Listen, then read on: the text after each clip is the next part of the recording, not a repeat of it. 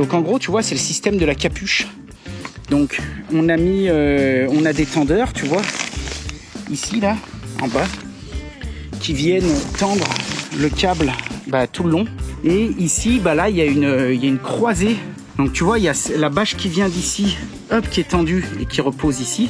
Bon les bichons, j'espère que ça roule. On se retrouve dans l'atelier. Je suis passé chez le coiffeur hier, tu vois. On va commencer du coup les semis, les petits trucs dans la serre. Donc la serre, comme je te l'ai déjà dit, elle va servir à deux choses. À faire des plantations en pleine terre, bien évidemment, et aussi à lancer des semis. Donc pour ça, il nous faut une table de culture, une table de semis. Un petit peu dans le même principe de la tarouette. Un petit peu comme mon pépé avait et comme je pense tous ceux qui ont ce genre de choses ont. Par contre, très simple. Là, on va pas s'emmerder, on va faire ça très très simple. On va passer un petit peu le bois que j'ai là. Ici, là, j'ai de la planche en sapin du Nord. Donc ça va être très simple. Je crois qu'on va faire un truc du style... j'ai plus de craie j'ai un beau tableau là-bas, mais il faut que je rachète des craies. On va faire un truc tout simple. Un assemblage de 2 ou 3 planches pour faire un plateau. Et puis là, facile, un bout de pied, tout ce qu'il y a de plus balourd, hein. Tu vois, vue du ciel, un tasseau ici, un tasseau là, en équerre, et puis le plateau au milieu. Voilà, on va vraiment pas se faire chier, coller, visser, terminer. Et puis par contre, derrière et sur les côtés, il va falloir qu'on y fasse un petit rebord pour pas que la terre se fasse la malle. Voilà, une petite table de culture toute simple à faire, que vous pouvez refaire chez vous, qui va être réalisée extrêmement rapidement et qui va coûter que dalle. Allez, on y va.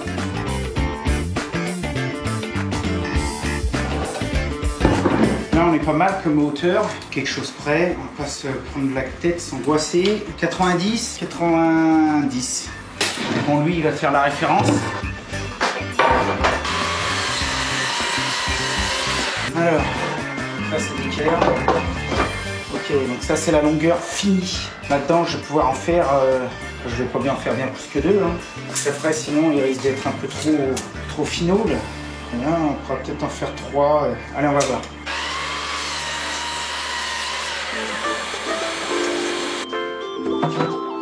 J'ai ressorti toutes les chutes que j'avais.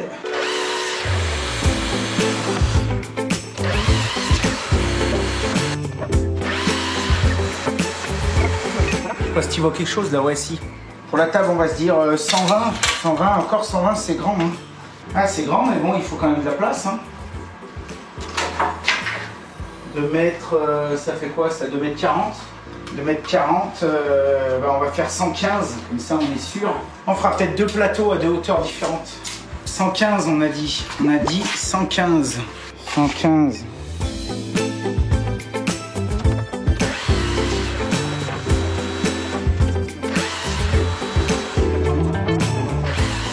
Bon les beaux gosses, je viens juste de tirer la rabot d'égo parce que je veux quand même y mettre un coup de rabot, un coup d'égo pour dire de calibrer un petit peu les bois, comme ça moi je suis sûr. Ça n'engage que moi. Si je voulais vraiment bourriner, je pourrais quasi assembler comme ça là. Si ça avait été mon papy, il n'avait pas de rabot d'égo, il aurait tout fait comme ça et ça allait lui tenir 20 ans, peut-être pas 10 ans. Avant de raboter, par contre, on va quand même faire les mises à longueur, les débits. Pourquoi? Parce que, en fait, la rabot d'égo, tu vois, c'est des grandes tables. Et plus la surface est grande, et bien plus il faut, en fait, retrouver, dégauchir et raboter sur une grande longueur, ce qui peut avoir tendance à demander à enlever beaucoup de bois. Donc nous, on ne veut pas enlever beaucoup de bois, on veut enlever le strict minimum. Pour enlever le strict minimum, il faut déjà qu'on présente à la rabot d'égo des bois qui soient un peu calibrés, quoi. Tu vois, qui soient déjà en pré-débit. Même si c'est pas archi fini, il faut qu'il soit un peu en pré-débit. Ça sert à rien de perdre 2 heures à raboter une planche de 20 cm de large si par exemple on n'en garde que 10. Donc là ce que je vais faire, c'est que je vais déjà commencer à tout redébiter rapide avec la Felder, la KF, et ensuite on y passera la raboteuse.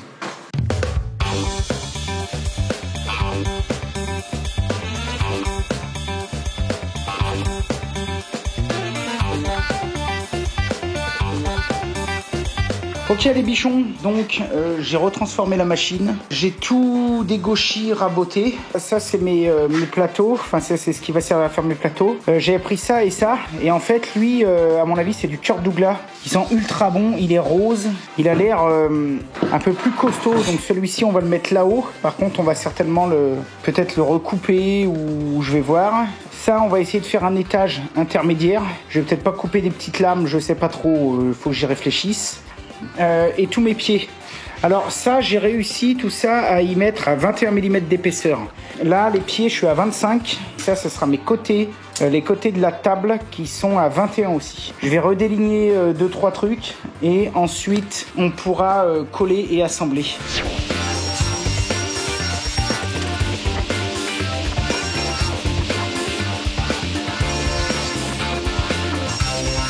Ok, plateau du haut, tout simple. On met quand même un petit peu de colle. Donc là, je mets de la Clébérite, là c'est de la colle que j'aime bien. On ça chez Outils des Pros ou Poussier. On a peut-être mis un peu de colle. Bord à bord. Je presse juste, tu vois, pour faire style. Parce que derrière, je vais y rajouter 3 traverses. Un peu comme des traverses à volet.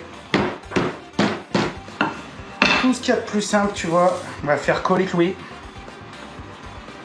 On va en mettre. Allez, on va se mettre à peu près à 10. Donc là, encore une fois, je décide de mettre des pointes comme ça, là. Mais si vous préférez ou vous n'avez pas de cloueur ou quoi que ce soit et que vous préférez mettre des petites vis, bah, vous mettez des petites vis. Hein. Encore une fois, là, c'est quelque chose de très simple, très humble. C'est ça aussi qui est génial quand on bricole. Tu vois, quand on se lève le matin, on se dit pas tiens, il me faudrait ça, ou c'est que je vais bien pouvoir y acheter. On se dit plutôt tiens, il me faudrait ça, comment je vais pouvoir y faire. Gros avantage, bah, c'est qu'on dépend de personne, quoi, on est autonome.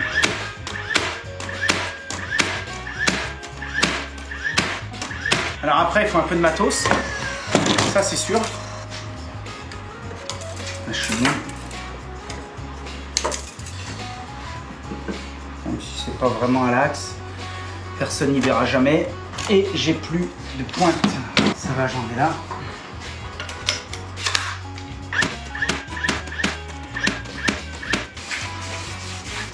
« 10-20 minutes de séchage et ce sera bon. En plus là je les ai bridés avec les petits bois.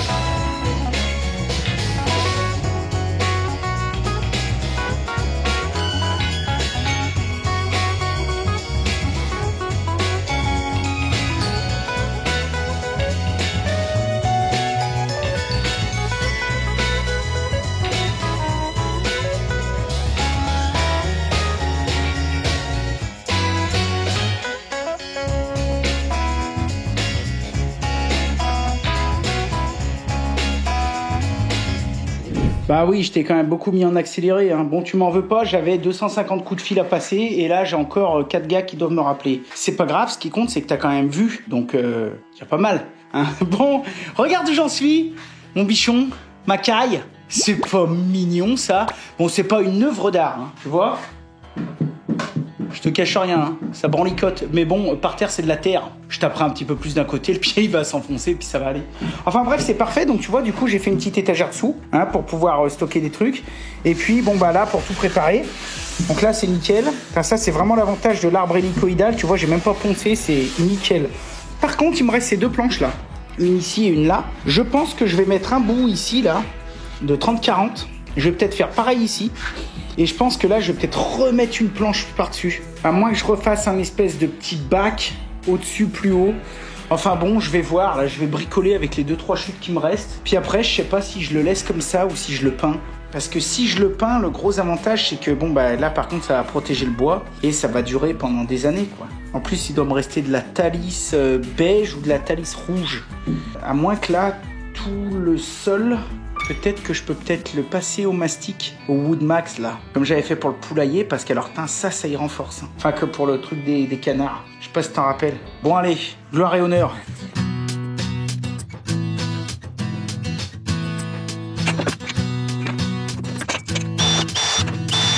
Depuis tout à l'heure, les bichons, j'utilise les vis de chez Simpson là, à double filetage là. C'est vraiment une tuerie atomique. Inox en plus, hein. Inox.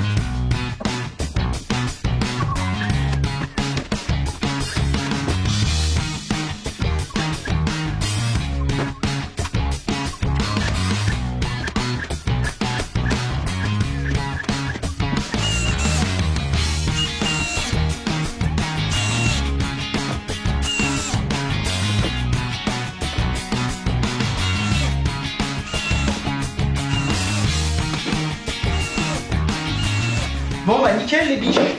Parfait. Comme ça là on pourra foutre, je sais pas, de la ficelle, des étiquettes, des conneries. Bon maintenant ce que je vais faire c'est que je vais tout y passer au silicone. Je vais pas trop montrer, c'est comme le truc à canard. Et puis en plus c'est chiant à faire et chiant à regarder.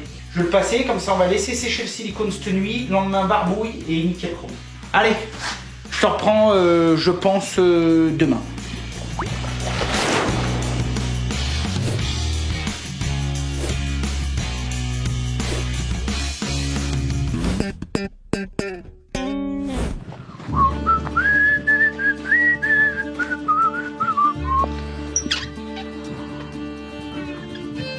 Hop là, là-dedans ça pousse, là-dedans aussi ils sont en train de nous préparer des petits bébés. Bon les bichons, j'espère que vous allez bien, c'est Laurent Jacquet pour LJVS avec Loïc. T'es où?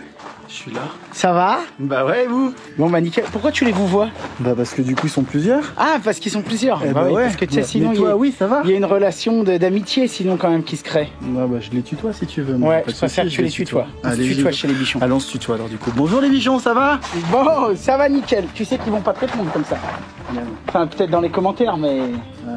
Ils aiment pas ma tronche aussi. Mais si, ils aiment ta tronche. Tout le monde aime ta tronche, t'es un bon vivant. Bon, tout ça pour dire que on a ressorti l'enduit par Exlanco par lumière fin et qu'avec Loïc, on a ressorti la bécane et on va continuer de crépir le seul bout de mur que l'on n'avait pas fini. En sachant que là c'est vraiment juste la petite finish hein.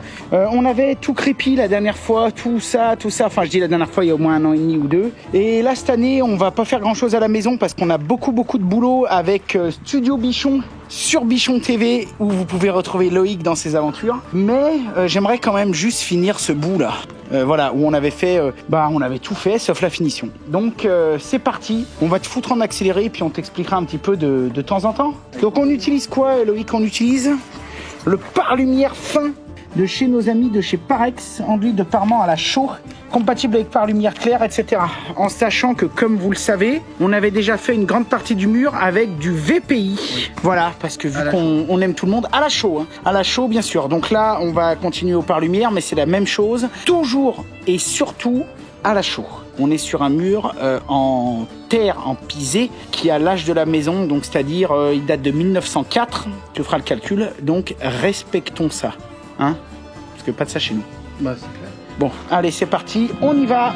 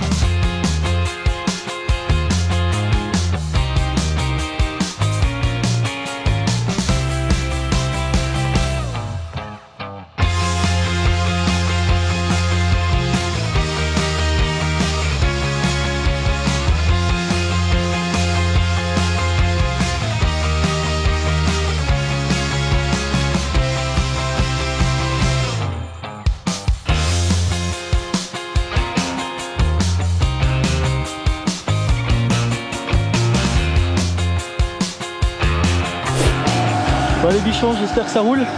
On avance tout doucement, tu vois. Voilà, tout doucement. C'était relatif parce que du coup, il reste là-bas au fond. Je vais te rapprocher. Donc on est pas mal quoi.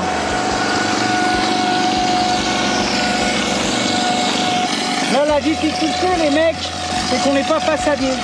Et qu'on arrive à avoir quelque chose qui est bien et en tout cas qui me satisfait. Mais on manque de régularité. En fait, dès que le produit, on met un tout petit peu plus d'eau, un tout petit peu moins d'eau. Dès qu'on change à peine un truc, et ça se ressent à la projection. Par contre, le produit, il est super bon. Le produit en lui-même, là, il n'y a aucun problème. Il est nickel. Bon là, de toute façon, c'est juste pour faire une finition un peu vieillie, un peu standard. Parce que normalement ce genre de finition ça se fait plus trop sur les maisons. Mais là pour le mur c'est impec, surtout que devant après il va y avoir une haie.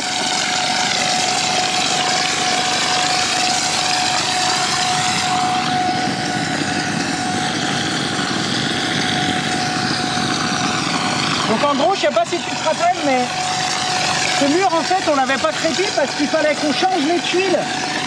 Et ça y est, on a changé toutes les tuiles. Tiens, j'en ai plus là, Loïc.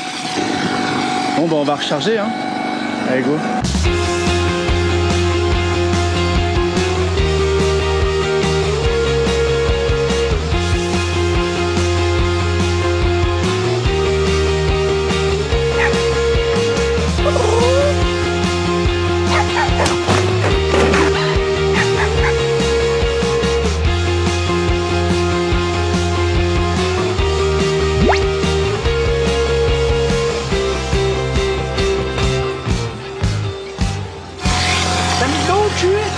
Non, pas bien, tu vas voir. Juste assez.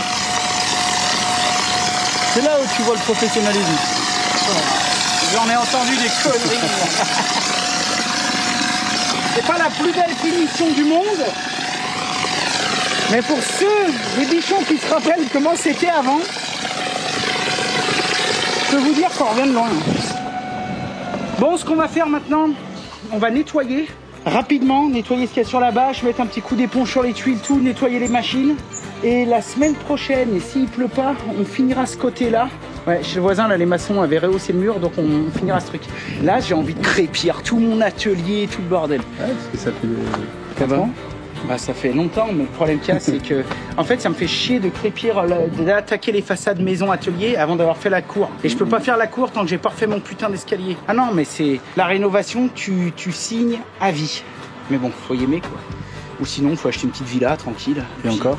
Et encore. Bon allez, on plie les gaules, on tient au jus. Bon les bichons, j'espère que ça roule. J'avais juste envie de terminer cette petite vidéo. Tu vois, je suis à la cuisine là parce que je viens juste de finir une grosse journée de boulot avec les collègues. On est rentré de vacances il y a 2 jours. On a pu prendre 10-15 jours. Ça faisait 3 ans qu'on n'avait pas pris de vacances. Donc on va pas se mentir, c'est pas assez. Mais il faut savoir ce qu'on veut dans la vie. Et nous, on sait ce qu'on veut. Donc des vacances, on aura le temps d'en prendre. Tout ça pour dire que je voulais finir cette vidéo quand même par un coup de gueule. Bon, comme vous le savez, moi j'ai plusieurs passions. Le bricolage, tout ce qui est artisanat, etc. Ça c'est ma passion numéro 1. Tout ce qui est l'audiovisuel, etc. Ça c'est une de mes autres passions. Et il y a aussi la cuisine. C'est pour ça que vous me voyez souvent sur Insta en train de faire, tiens tu vois là-bas je viens de faire du coulis de tomate, etc. En train de cuisiner avec tout mon matos. Enfin bref, j'aime bien, je sais pas. Puis bon, je suis un bon vivant. Bon voilà, ça se voit. Petit coup de gueule, parce que pendant les vacances, on a fait quand même pas mal de restos, et c'est pas la première fois, je vous parle là des restos de vacances, des trucs moyens de gamme, hein. Tu sais, on est avec les enfants, on s'arrête, on va pas bouffer chez Bocuse, hein, tu vois ce que je veux dire, donc des trucs moyens de gamme, des trucs un petit peu plus haut de gamme, etc. Et puis c'est la même chose quand des fois, de temps en temps, on se fait un petit resto avec les collègues à midi. Petit coup de gueule à nos amis cuisiniers, que j'adore, que je chéris, et vraiment, je sais que c'est pas un métier facile, et je les admire. Mais il y en a pas un, quand on prend un dessert, qui est capable de te filer de la vraie chantilly. Je ne comprends pas ça. Sincèrement, excusez-moi les gars, mais c'est une honte. Alors le gars il te dit oui j'ai de la glace artisanale, vous verrez, et par-dessus il te met un machin en bombe dégueulasse qu'il a acheté je sais pas où, qui a aucun goût, qui est ni fait ni à faire, qui est dégueulasse, je peux pas y voir. Alors il y en a des fois qui te disent oui mais on l'a fait au siphon. Bon c'est pareil. C'est pareil. Alors, ce que tu fais, c'est quand même facile. Normalement, c'est un des premiers trucs qu'on doit apprendre dans les premiers mois de cuisine. Tu prends un robot. Bon, dans toutes les cuisines, il y en a une. Hein. Sinon, c'est du micro-ondes et faut pas aller chez les gens comme ça, hein, qui cuisinent comme ça faut pas y aller. Tu prends un robot. Dedans, tu mets un peu de crème. Si tu veux l'alléger, tu mets un petit peu de mascarpone. Hein, c'est encore meilleur. Tu y mets un petit peu de sucre glace et tu mets en route. Pendant ce temps, tu te casses pisser un coup, voir si tes clients vont bien, etc. Quand tu reviens, oh, une chantilly fait maison, délicieuse, que tu peux sortir du bol, retourner, elle tient toute seule, que tu peux servir à la cuillère, elle est onctueuse, elle est crémeuse, elle est bonne, elle a coûté que dalle, elle a été faite en 1 seconde, peut-être même par le stagiaire ou l'apprenti. Tu la prends, tu la mets dans une poche à douille si tu veux pas la servir à la cuillère, la poche à douille, tu la mets dans le frigo, et quand quelqu'un te demande un petit dessert, tu lui mets de la vraie chantilly fait avec amour que t'as fait dans la journée, et qui t'a pris 1 minute. et qui t'a coûté que dalle et qui a pas bousillé la planète à acheter des bombes pleines de gaz dégueulasses, etc. Donc c'était mon petit coup de gueule parce que moi je suis quand même un peu un gastronome, c'est-à-dire que j'aime bien la bonne bouffe, la vraie bouffe d'auberge, mais j'aime quand même aussi manger un petit peu plus fin, un petit peu... J'adore ça. Bon. Quand tu prends une glace artisanale et qu'on te met un coup de bombe par-dessus, chez un glacier, ça me dégoûte. Ça me dégoûte. Donc les gars, c'est pas méchant. Je vous adore, encore une fois, j'adore tous les cuistots. Mais faites-moi une vraie chantilly maison, par pitié. Ça mange pas de pain. Voilà, c'était la petite fin. Bon, sinon tout va bien, hein. On a quand même bien mangé. J'ai dû prendre 2-3 kilos, on s'est fait 2-3 fondus et tout. Ah mais t'es fou, la fondue c'est en hiver. Eh ben non, on en mange quand on veut. C'est comme des huîtres, de la raclette, voilà. Enfin bref, moi qui adore le fromage avec les enfants, on s'est fait plaisir. Et voilà, et tu m'en veux pas si je te regarde pas, parce que, tu sais, vu que je filme avec mon téléphone, là, à l'arrache, en fin de journée, je regarde ma tête au lieu de regarder la caméra. Je devrais regarder là, voilà. Alors je regarde là et je t'envoie des ondes. Abonne-toi si tu n'es pas abonné, like, mets un pouce bleu et dis-moi dans les commentaires comment tu l'aimes ta chantilly. Allez, moi je vous adore, je vous embrasse, prenez soin de vous comme d'habitude. Soyez créatifs, faites de votre mieux et si possible du bon boulot. Et je vous dis à dans 15 jours pour la suite. La prochaine vidéo, vous allez voir, on va voir un tapissier pour faire une tête de lit. Pas piquer des hannetons, ça va être la classe. Allez, tchuss! Chez les bichons, il y a beaucoup de bricoleurs. Quelqu'un pourrait très bien fabriquer chez lui, peut-être te passer un coup de fil avant pour savoir s'il y a 2-3 spécificités. Le crin ne sent pas pareil que la mousse. Donc quand on finit des fauteuils, souvent on a une odeur qui est un peu différente. Là j'avais marqué le milieu de la tête de lit sur la carcasse. Ouais. Et là j'ai ma petite coupe qui m'indique le milieu.